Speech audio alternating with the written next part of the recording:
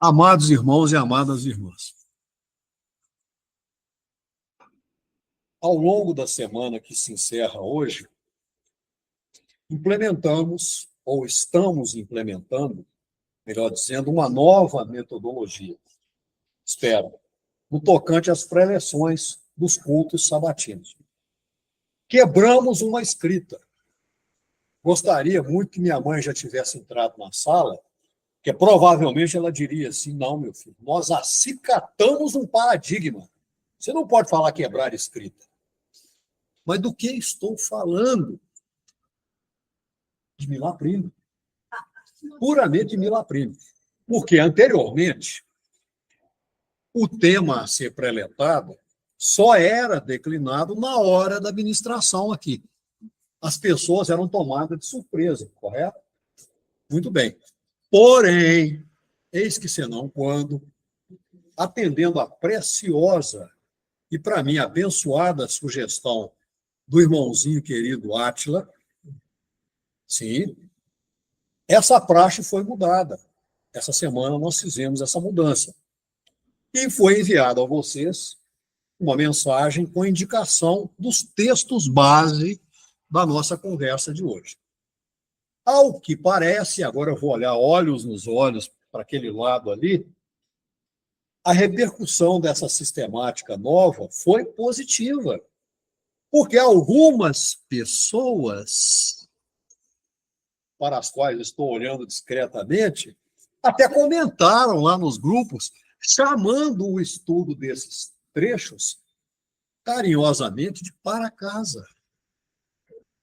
E que, segundo eu entendi, li assim muito rapidamente, mas segundo entendi, esse para casa seria feito com muito carinho, com muita dedicação, com zelo, hein? Bom, se isso de fato ocorreu, como espero, nós teremos muito a ganhar. Opa, já temos um aqui, ó. Para casa por escrito. Bom, por quê?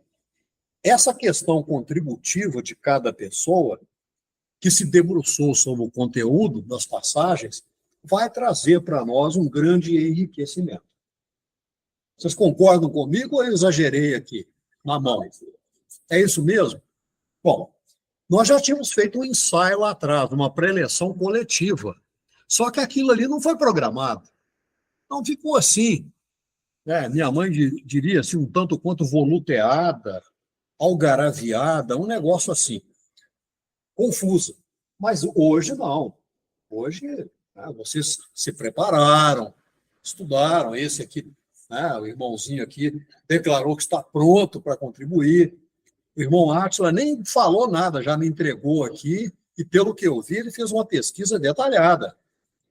Então, antes de passar a palavra para vocês, vamos ler as duas passagens que foram, então, informadas. Eu vou ler as duas passagens aqui, intercalando, a propósito, algumas palavras em grego, como está lá no texto que foi traduzido para as demais línguas. Primeiro, vamos ler aqui João 10, 9. Disse o Senhor Jesus: sim, eu sou a porta. Quem entrar, tes eiselte, por mim será salvo. Entrará e sairá, exceleusetai, e encontrará pastagem. Nomen heuresei. João 10, 9. João 14, 6. Essa eu vou ler só em português. Eu sou o caminho, a verdade e a vida. Ninguém vem ao Pai a não ser por mim. Muito bem. Quem gostaria de começar, então, a apresentação? Irmão Eduardo, eu achei várias outras passagens, esses mesmos dizeres, ou um pouco diferente, em outros também, que eu gostaria de ler. Claro, perfeitamente. João 4,14. Aquele que beber da água que eu lhe der, nunca terá sede, porque a água que eu beber se fará nele uma fonte de água que salte para a vida eterna. Outro. João 6,35.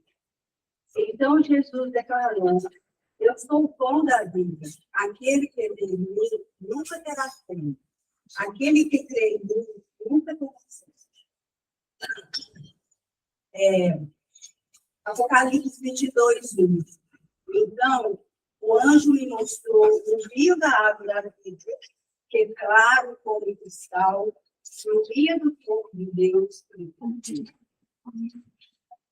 Tem tantos. João 4:13-14. Quem beber dessa água terá sede outra vez, mas quem beber da água que eu der, nunca mais terá sede. Pelo contrário, nele uma fonte de água jorrará para a vida. E assim. Muito bem, irmã, mas eu gostaria agora de fazer algumas provocações. Vamos voltar ao primeiro texto, João 10:9. O Senhor Jesus afirma que é a porta e que quem entrar por ele será salvo. Indiscutível. Porém, olha a sequência das palavras do Divino Mestre. Essa pessoa, então, que entrar por ele e que vier a ser salva, entrará e sairá e encontrará pastagens. Então, eu quero provocar vocês. Por que o Senhor Jesus está dizendo entrar e sair? Ele está querendo dizer que depois que alguém entrar por ele, deve sair dele para encontrar pastagens? Nós devemos afastar-nos dele para recebermos qualquer tipo de dádiva? Está me parecendo paradoxal. Alguém pode explicar isso para mim? A tradução está correta? Está correta. Corretíssimo. Não pode ser uma referência ao batismo, entrar nas águas e sair das águas? Eu gostaria que vocês me explicassem isso, porque eu estou me colocando aqui um tanto quanto confuso, porque o Senhor Jesus me encantou completamente, me conquistou. Eu sou a porta. Entre por mim. Eu fui lá e entrei. Aí ele fala assim, bom, agora você vai sair para encontrar pastagem. Mas, Senhor Jesus, eu acabei de entrar, o Senhor me manda sair, como é que eu fico nessa? Eu gostaria que alguém me explicasse. Hein? Não divulgar essa semente do Evangelho, viver o Evangelho, viver a palavra do Senhor. Você vai estar com Ele, só que você vai estar no mundo. Porque aqui a gente está no meio de tudo, a gente está invadindo tudo, mas você tem que se manter reto na palavra, nos caminhos que Jesus te ensinou, o que é que você tem que como agir, você tem que ser nesse Evangelho. É esse o caminho, é isso? Pois é, irmã. Mas olha bem aqui, o Senhor Jesus foi absolutamente enfático aqui, ó. Essa pessoa que ele está chamando, está trazendo, puxando, tem de entrar e sair para, então, encontrar pastagem. Mas eu quero só fazer uma pequena observação aqui, que a palavra nomen, ou nomen em grego, tem também o significado de crescimento, aperfeiçoamento. Não é só pastagem, não. Pastagem é o literal ali da coisa. Só para dar um milapríniozinho aí também. Mas não está ainda confuso, porque para nós interpretarmos a Bíblia, nós não podemos sair dela. Fazer um voo assim, que aí é um tanto quanto estranho, dentro do texto e do contexto. E eu digo para vocês que a chave é João 14:16. Por isso é que eu coloquei essas duas passagens. Em João 10:9, sim. Querendo entrar? Não, mas não aparece solicitação nenhuma. Mas eu vou fazer o seguinte, eu vou fazer o seguinte. Só um momentinho aqui, gente. Eu vou colocar a irmãzinha Cândida como coorganizadora, que aí, se alguém pedir autorização, ela é muito mais rápida do que eu aqui para ver essas coisas. Então, gente, Agora João 14, 16? aqui é o seguinte. Mas, Eduardo, também é o seguinte, Jesus fala, para nós chegarmos a Deus, ninguém chega a ele sem o objetivo. Sim, é o que ele falou ali. Ninguém. Ele é a porta. Ele é a porta e ele é o caminho para poder passar e chegar até o nosso Pai. Então, depois que a gente passa por ele e chegou naquele lugar, então a gente vai ter condições também de ter a relva nas mesmas condições que ele. Assim, eu entendendo. Entendeu o que eu dizer? É nós passamos, é assim, ó. Jesus é a porta, eu passei. Entrei no reino através dele. E ali eu sou uma com ele. As mesmas coisas que ele faz, eu farei. Aí dá o exemplo da relva. Mas eu preciso de passar por essa coisa. Mas eu tenho que sair. Então, você A minha pergunta para vocês é o seguinte: o Senhor Jesus está mandando entrar por ele e sair. Como assim? Eu estou querendo entender. Eu vou sair dele. Já é a comissão de Jesus, não? Reconhece, passa pelas águas, o conhecimento do Pai, através de Jesus, depois ser comissionado por mundo.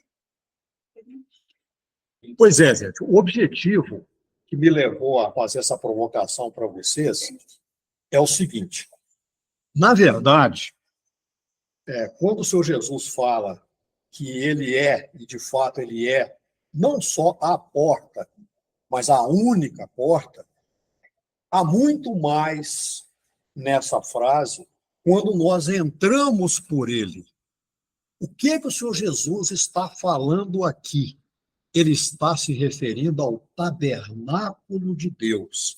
Então, eu quis dar esse milaprínio para vocês aqui, fazendo uma pequena apresentação sobre o tabernáculo, porque futuramente, espero, se o Altíssimo Iá assim o permitir, nós vamos poder conversar durante semanas sobre o tabernáculo. Mas aqui é um resumo maravilhoso do que nós teremos pela frente.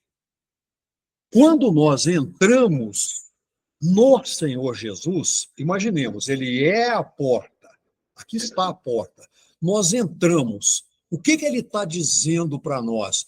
Entrem por mim, mas não parem, prossigam para um nível maior e mais profundo.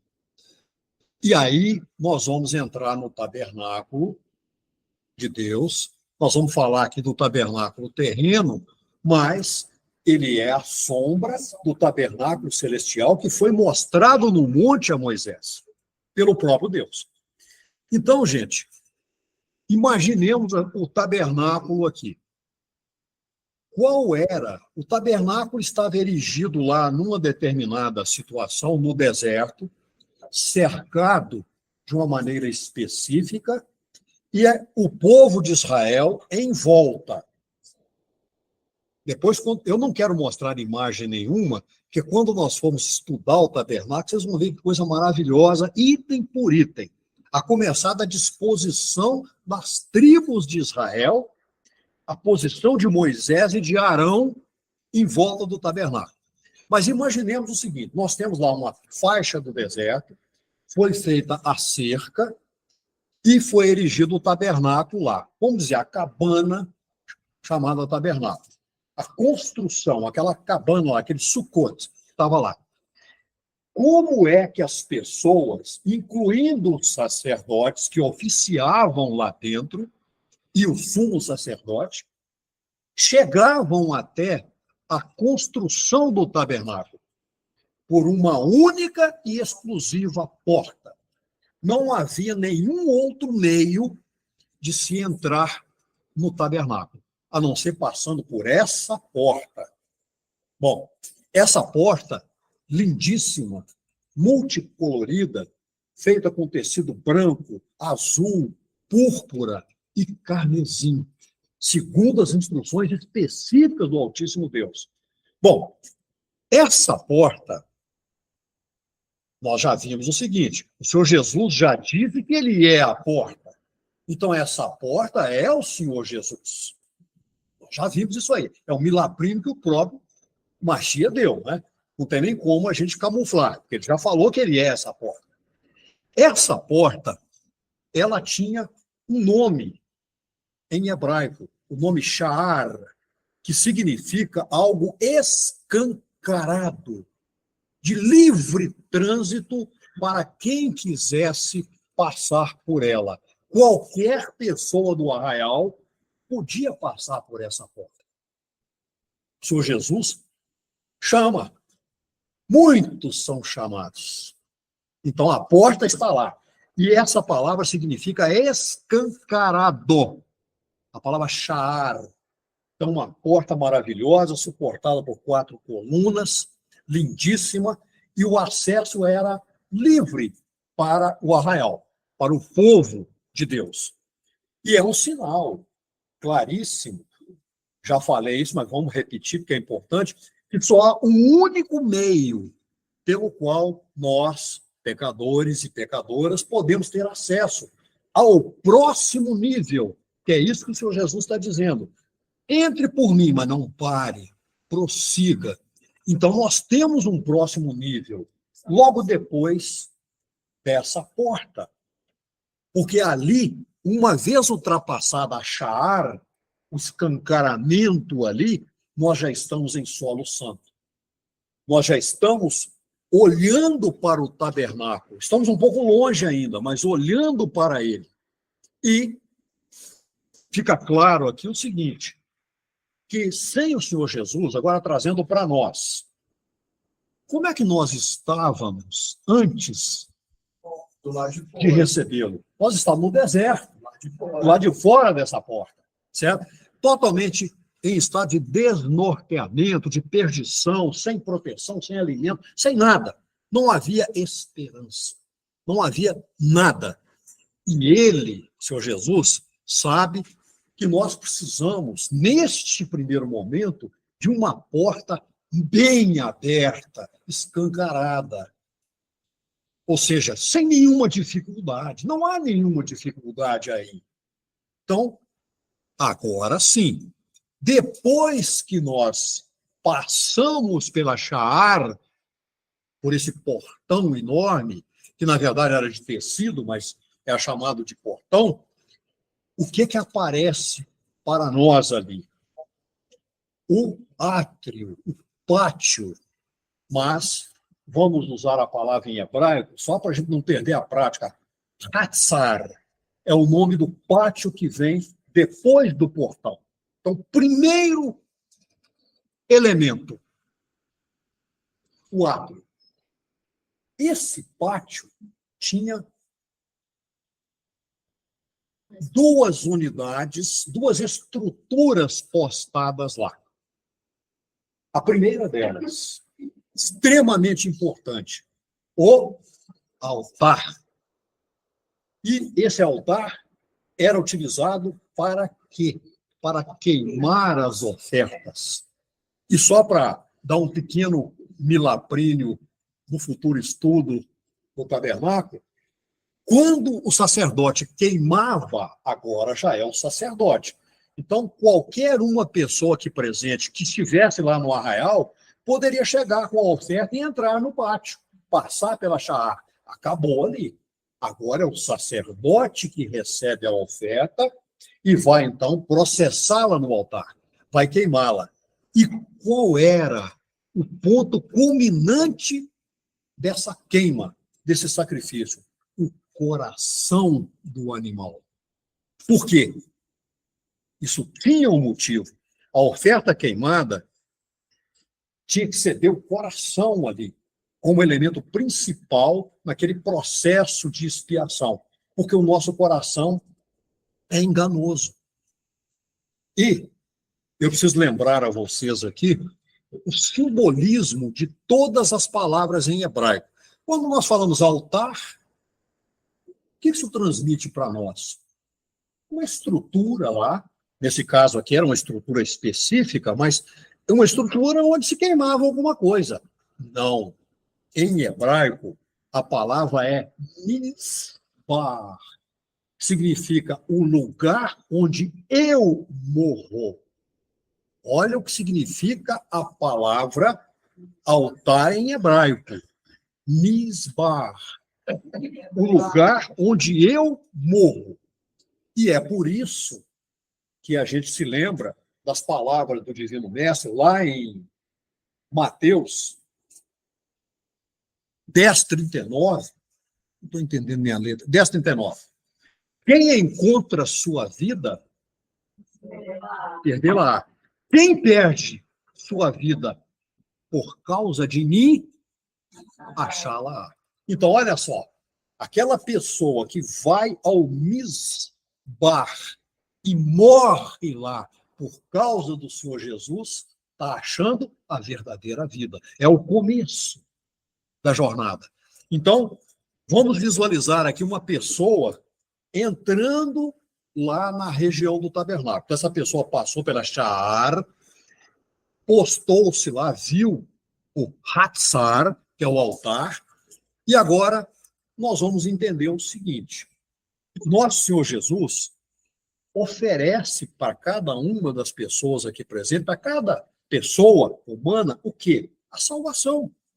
Então, a gente está buscando essa salvação. A gente entrou pela Sha'ar, mas saímos. Mas como assim? Porque a porta está aqui. A gente entrou, mas em relação à porta, nós estamos saindo para frente. Mas nós estamos saindo dela naquele momento. Tem outra coisa também, porque as portas elas eram largas. Sim. E elas tinham um vestíbulo, como se fosse uma tenda por cima da porta. Era como uma estrutura que protegia a própria porta. Não é? Sim, não, mas A decoração da porta ela era larga. Então ela era uma estrutura que você tinha que atravessar ela mesma. Não era fininha, um acesso como as portas de hoje. A porta mais larga. sim, sabe, totalmente escancarado. Então, ninguém pode ficar parado na porta. O sentido é progressão. E só existe um caminho. Passou-se pela Sha'ar. Qual é o próximo passo? Necessariamente o altar, o sacrifício. Então, ali o nosso coração será curado. Ele será queimado de todas as imperfeições, de todos os pecados acumulados. E logo após o altar, aí o que nós vamos encontrar? Nós vamos encontrar uma bacia, ou pia, ou lavatório. Isso são traduções, porque o nome é Kior. Então, Ha-Kior, aquela bacia especial, que na verdade era feita de cobre, mas em algumas traduções aparece bronze. Por quê? Porque bronze é uma liga, como nós sabemos, que leva cobre em grande proporção. Geralmente é cobre e estanho, mas pode ser cobre e alumínio, cobre e chumbo, fósforo, qualquer outra coisa. Mas essa pia aqui era de cobre, essa bacia, esse lavatório, e o nome é Nehoset. Nehoset. Então, polido. Olha o detalhe. Não podia ser uma bacia comum de cobre, polido. E aqui nós precisamos recordar, para quem não conhece esse detalhe, naquela época não havia espelho, como nós conhecemos hoje. E era utilizado o cobre, eventualmente até o bronze mesmo, mas muito bem polido, porque ele refletia muito bem as imagens. E esse é um dos sentidos que certamente Deus teve ao mandar fazer essa bacia dessa forma, perfeitamente polido. Então, o que isso significa? Nós já purificamos o coração, já queimamos o coração, naquilo que ele tinha de ruim, de imundície no altar. Agora nós vamos para o Hakior. Só uma coisa. Sim? Antes da bacia, na hora do sacrifício, apesar do animal ser entregue para o sacerdote, A pessoa que oferecia o sacrifício tinha que colocar a mão sobre o Ah, sim, animal. sim. Sim. Esses pequenos detalhes, eu estou procurando. Sim, mas muito obrigado. Correto, perfeitamente. O objetivo hoje aqui é fazer só uma introdução, bem geral, senão fica muito longo. Já é longo o estudo do tabernáculo, mas é isso mesmo. Só para a gente lembrar. Claro, Na muito. hora que o animal morre, você assume aquilo. Né? Exatamente. Com a mão e aquela morte, aquela sujeira toda vai na pessoa que está Isso. sacrificando. Isso mesmo. Bem lembrado. Muito bem. Então, esse coração devidamente sacrificado, na prática, ele morre para toda aquela situação que era um deserto na nossa vida. E nós ficamos em condições de ver a nossa imagem agora nítida como a nova criatura que nós nos tornamos. A gente vai lavar as mãos, né? Vai se olhar ali naquela água, naquele cobre, e ver a nossa imagem de nova criatura refletida. E observe que ali havia água límpida. E isso traduz um alinhamento com os céus. Tudo a ver com o batismo que viria a ser feito depois, nas águas. Vocês veem que está tudo correlacionado, intimamente correlacionado. E existe uma ordem aqui, uma sequência mandatória que deve ser seguida. Vamos recuar na história aqui. Primeiro, a pessoa está lá no deserto. Depois, ela entra pela porta única da salvação, que nós já sabemos, claro, Igreja de Deus, né? Senhor Jesus, o Char que está lá. Então, naquele momento, ele se transfigura tipologicamente em uma porta escancarada.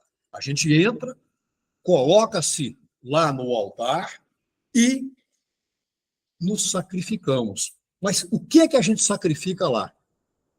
A nossa velha versão, a nossa versão pecadora. E renascemos de uma forma nova, de uma forma diferente. Essas etapas não podem ser, digamos assim, ignoradas ou simplesmente negligenciadas. É preciso haver um crescimento contínuo. Nós não podemos dar salto? Não, eu não quero saber da pia, eu não quero saber, eu quero ir logo lá para dentro da... Não, você não vai, não. Vamos devagar. Aí, uma vez feitas essas etapas, vamos continuar visualizando a pessoa entrando lá. O que é que vai acontecer? Ela se colocará diante da segunda porta. Agora sim, uma porta da estrutura do tabernáculo, da construção propriamente dita. Essa porta também tem nome.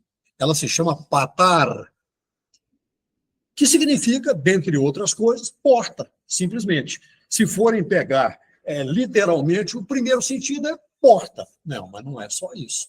Ela tem um significado de uma espada desembainhada, algo que desata, que liberta.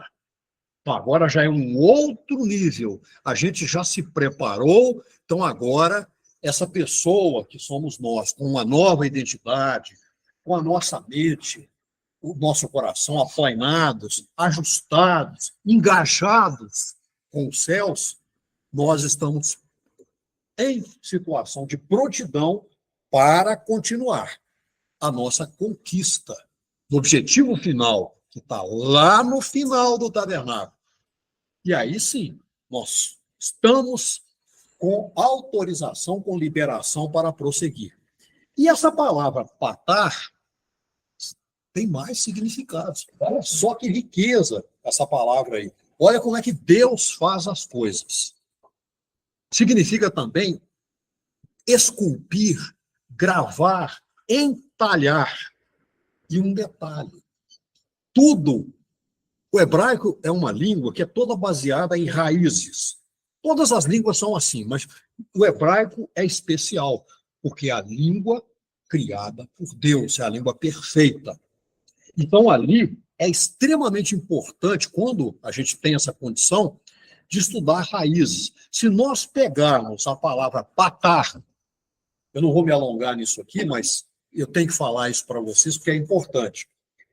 Ela tem a mesma raiz da palavra mater, que significa chave. Chave. Então, observe. Patar, ao mesmo tempo que significa uma espada desembainhada, algo que liberta, algo que desata, elas têm a mesma raiz da palavra mater, que é chave. Então, agora é o seguinte: tudo que a gente fez até esse momento vai ficar gravado em nós. Olha só a beleza do plano de Deus. E nós recebemos a chave para entrar na casa. A casa dele, o tabernáculo dele.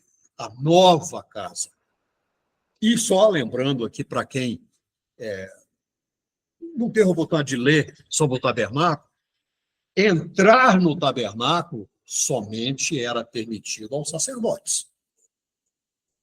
Por quê? Por quê? Dentre outras coisas, mas antes de falar esse porquê, eu quero dizer o seguinte: a Igreja de Deus tem autorização para entrar no tabernáculo. Mas o arraial não tinha. O arraial não tinha. Eram os sacerdotes. Por quê? Porque o Senhor Jesus nos fez reis e sacerdotes, rainhas e sacerdotisas. Ou seja, os levitas eles podiam entrar no tabernáculo porque eles não tiveram herança terrena. A herança deles foi servir a Deus. Foi uma herança de nível celestial. E essa é a herança que nós recebemos do Senhor Jesus. Então, nós podemos entrar no tabernáculo. A Igreja de Deus pode. Então, nós vamos continuar aqui. Nós estamos autorizados pelo Senhor Jesus. Então, aí, essa pessoa, que agora nós podemos pegar uma de nós aqui e deixar o arraial de lado, porque o arraial não pode fazer esse trajeto, nós vamos entrar no primeiro ambiente do tabernáculo interno, que é o Hakodesh, o lugar santo. Agora, entramos no tabernáculo, giramos a chave da patá e entramos. E o que nós vamos deparar ali, naquele ambiente? Um ambiente relativamente grande. Nós vamos ter 3 elementos ali, indispensáveis dentro do plano de salvação e nova criação de Deus. Primeiro, o Misbar Haketoret. Desculpe o palavrão, o altar de incenso. Então, esse altar é totalmente diferente do outro. Então, nós já passamos pelo outro, já fomos sacrificados lá. Nosso coração agora é diferente. Nós viramos uma nova criatura. E essa nova criatura agora entra na casa de Deus, adentra o santo lugar. E o que ela vê logo de início? O primeiro elemento, esse altar de incenso. Para quê? O que essa criatura vai fazer ali? Ela vai fazer adoração, que em hebraico é avodá, vai fazer louvor, halel, e vai fazer oração, mitpalel. Tudo isso é o que tem que ser feito agora, porque nós entramos na casa de Deus. Como o sacerdote lá era autorizado a fazer. Nós agora, como integrantes da igreja, levados pelo Senhor Jesus, nós estamos lá. Então, aí é importante o seguinte, que o que nós vamos fazer ali perante aquele altar de incenso é muito importante, porque nós vamos fazer um julgamento de nós mesmos. Cada uma pessoa, ao orar ali, ao adorar ali, ao louvar ali, estará julgando-se a si própria. E é muito importante a gente lembra-se daquelas conversas todas sobre a oração, que o importante na oração não é o muito falar, o muito repetir, mas é o correto exame que a pessoa faz. Então, Isso é ensinado principalmente em Mateus, lá, se não me engano, 6. E logo em frente desse altar, em frente, nós encontramos o segundo elemento do santo lugar. Lehem Hapanim. Aí vocês vão dizer assim, fala outra porque essa doeu. Chamada mesa dos 12 pães, na proposição. Mas não é isso que está no original em hebraico. Não está escrito pão de proposição lá. Está falando pães da face. Lehem significa pães. Hapanim, da face. Então, nós estamos chegando perto da manifestação da glória de Deus. Então, aqueles pães ali, eles representam, vou falar muito superficialmente sobre isso, mas representam que o Senhor, o Altíssimo Deus, está dizendo para a pessoa que chegou ali que todas as batalhas dela, todas as necessidades dela, todas as inquietações dela são vencidas por Ele. Por Ele. E todos os territórios são dados por Ele. E, consequentemente, todos os alimentos são providos por Ele. E ali são 12 pães. Cada pão está ali representando uma tribo de Israel. Agora, por que isso foi feito assim? A palavra lehem, em hebraico, de novo aquela questão das raízes que eu falei com vocês, vem da mesma raiz da palavra guerra, batalhas, disputas, que é a palavra merramá. Então, naquela época, a gente sabe, não só na região ali de Israel, mas no mundo antigo quase todo, havia vários motivos para que povos guerreassem. Sim, claro. Mas dois sempre se destacaram. De um jeito ou de outro, se a gente, como diria minha mãe, escrafunchasse um pouquinho lá, encontraria os dois ou pelo menos um. Por exemplo, um povo dizia que o Deus dele, com 200 mil aspas, era superior ao Deus do outro. Então vamos ver quem manda? Vamos ver qual é o Deus que ganha? E o outro? A conquista da terra, claro. Principalmente para plantio, porque alimento era fundamental. E ali tem todo esse simbolismo, em que Deus está dizendo o seguinte, aqui é minha casa. Quando você chega aqui, suas batalhas não são mais suas. Suas necessidades não existem mais. Eu as provejo todas, integralmente, perfeitamente. E aí vem o terceiro elemento no lugar santo. E antes de falar desse terceiro elemento, eu pediria que alguém lesse para nós aí Isaías 11, 1 e 2.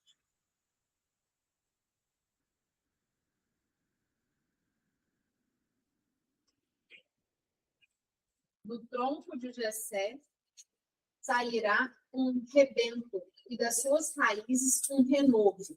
Repousará sobre ele o Espírito do Senhor, o Espírito de sabedoria e de entendimento, o Espírito de conselho e de fortaleza, o Espírito de conhecimento e de temor do Senhor. Agora, Salmo 119, 105. Lâmpada para os meus pés é a tua palavra, e luz para os meus caminhos. Você sabe de cor, irmãzinha? Que lindo. Bom, por que eu pedi isso a vocês? Porque o terceiro elemento, sobre o qual a gente não vai conversar hoje, porque o assunto se estenderia até não sei que dia, é a menorá, a luz para os nossos caminhos. E quem é a luz para os nossos caminhos? Claro, quem foram aqueles pães em cima da mesa? Hein? Quem são esses pães? Hein? A figura que o doutor fez, né? Eu vos deixei ter fome para que soubesse que nem só de pão vive o homem, mas de toda a palavra. Sim. O pão significa o pão vivo. Isso. E quem é o pão vivo? Sim. Isso. Então, olha só, nós estamos o tempo todo aqui passeando dentro do Senhor Jesus. Então, agora, nós chegamos na luz que ele irradia. A verdadeira luz para os nossos caminhos, a menorá. Eu vou parar por aqui na menorá, não vou entrar em muito detalhe. Isso é coisa maravilhosa, tudo isso aqui. Mas o fato é o seguinte, nós estamos fazendo uma visita inicial ao tabernáculo. Aí nós passamos pela menorá, recordamos de tudo isso, identificamos o Senhor Jesus plenamente até agora, desde a porta inicial, e agora nós vamos chegar à terceira porta. Agora nós vamos chegar ao Parohet, que era uma cortina chamada, traduzida por véu, uma coisa meio muito estranha, chamada de véu, né? Mas o nome é esse, Parohet, que era uma cortina pesada, poderosa, rigorosa, severa, feita de linho retorcido, e tinha as cores que Deus determinou, aquelas mesmas lá, azul, púrpura e carmesim. E nela havia querubins bordados. Detalhe interessante, hein? Sim, sim. Mas o importante aqui aonde que eu estou querendo chegar aqui é mencionar os querubins para a mensagem de hoje. Lá em Êxodo 26, você poderia ler para nós aí, por favor? 26, 31 a 33. 31 a 33. E farás um véu de azul e púrpura, carmesim e linho fino torcido de trabalho esmerado. O querubins deverá ser feito.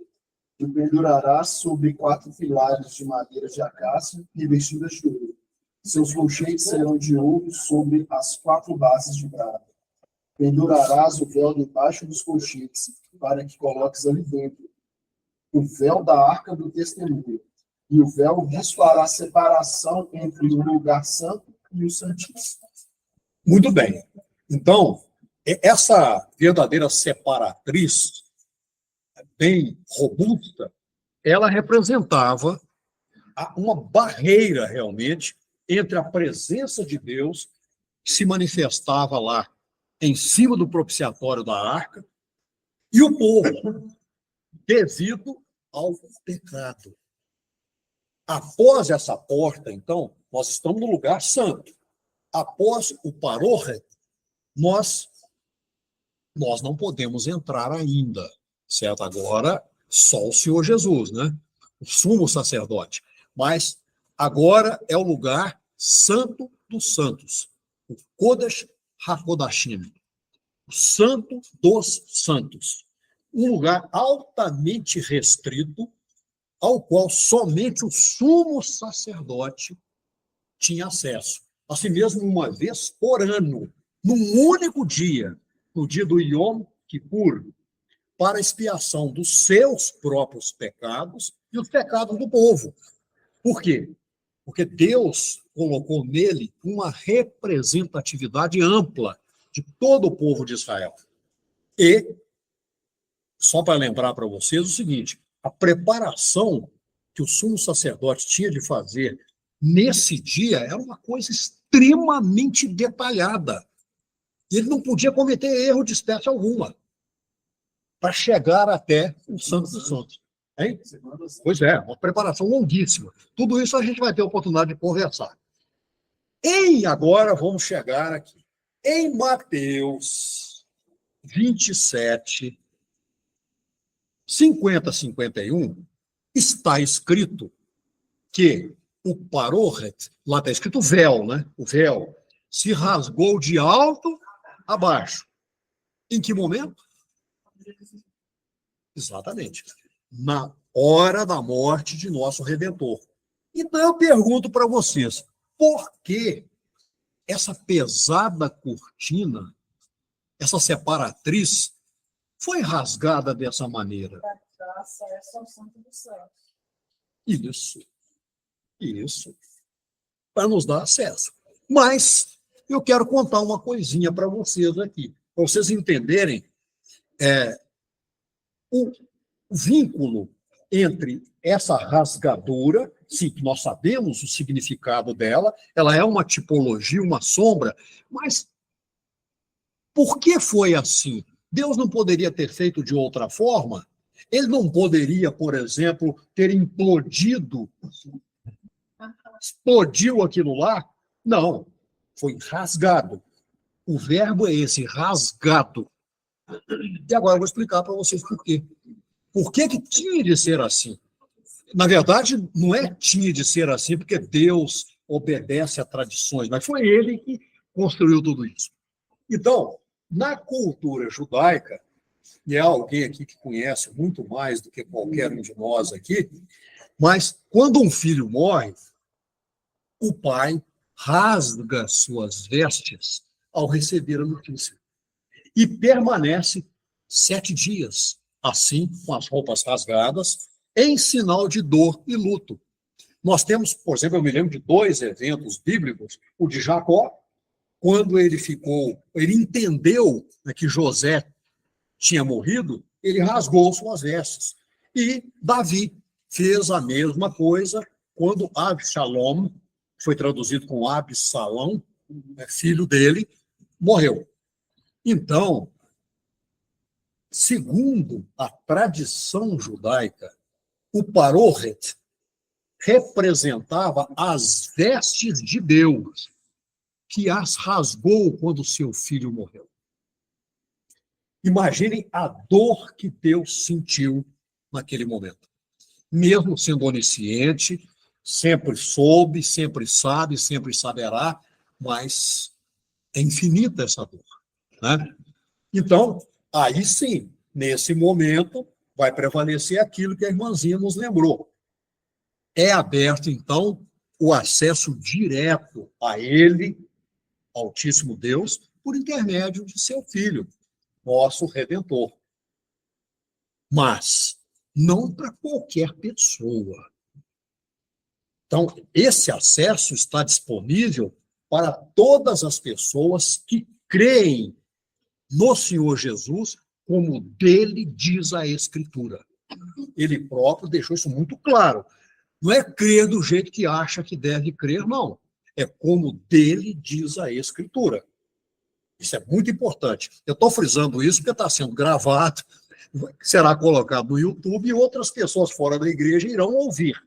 Então, que fique muito claro, não basta chegar e falar assim, eu creio no Senhor Jesus, então eu tenho acesso ao Altíssimo Deus. Peraí, você crê como? Não, eu creio que ele é membro da Trindade. Então você não crê. Então isso é outra coisa, né? Agora, esse local, então, o Santo dos Santos, era um local especialíssimo e totalmente fechado. Ele não tinha nenhuma iluminação. Só lembrando, no compartimento anterior, o compartimento santo, nós tínhamos a menorá, que tinha que ser acesa, mantida acesa. Então havia luz ali. Lá no Santo dos Santos, não existia nenhuma iluminação. Por quê? Era a presença do Altíssimo. Ele é a luz. Sim. O que mais? O que Deus está falando para nós, assim, está praticamente gritando para nós? Gente, aqui está escuro, só tem a minha luz, sim. Mas por quê? Depois que está acesso a ele, ele é a luz. Aquela luz que nós conhecemos, ela ilumina os nossos olhos. Mas a luz de Cristo ilumina a gente de dentro para fora. Né? Sim, mas ele está dizendo para nós, tudo isso sim, é claro, mas ele está dizendo para nós o seguinte, olha, crianças, é o seguinte, essa jornada tem de ser empreendida sob total, absoluta e incondicional confiança em mim.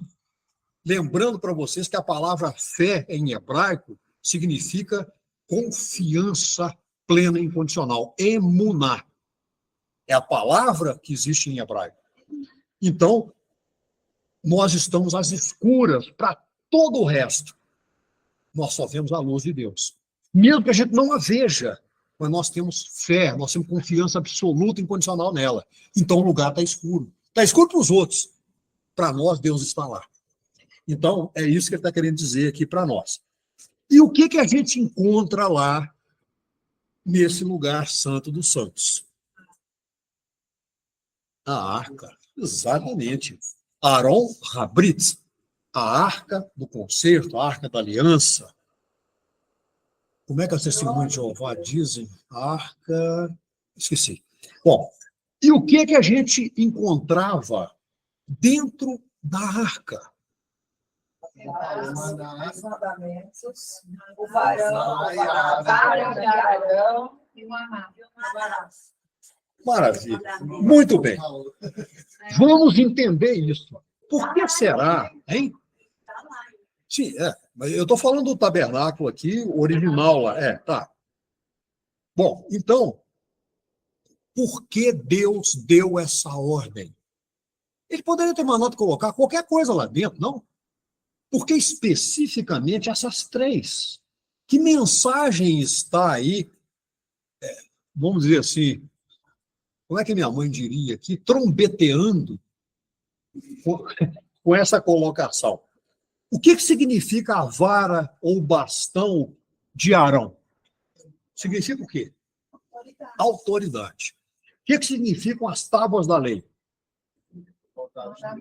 Isso. O que significa o jarro com maná?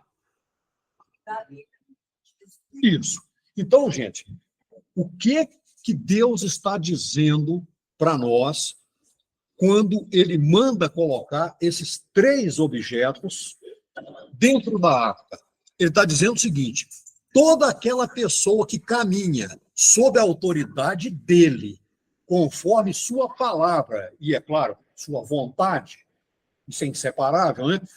Terá trânsito fluente no sobrenatural que ele tem para nós, que é o maná. Não, estou dizendo o seguinte: Deus está dizendo com esses três objetos o seguinte: a vara de Arão significa autoridade. Então, quem caminha sob a autoridade de Deus, mas de maneira absoluta, é a única autoridade. Quem age conforme sua palavra, sua vontade, que é a tábua, ou são as tábuas da lei, terá, então, finalmente, um trânsito livre ao alimento celestial, ou seja, tudo de sobrenatural que ele tem para nos oferecer, o reino eterno. Olha que coisa maravilhosa. Então, e esse é o nosso objetivo, certamente. Agora é o seguinte, só para a gente espairecer um pouquinho antes do grande finale, porque vai ter um grande finale,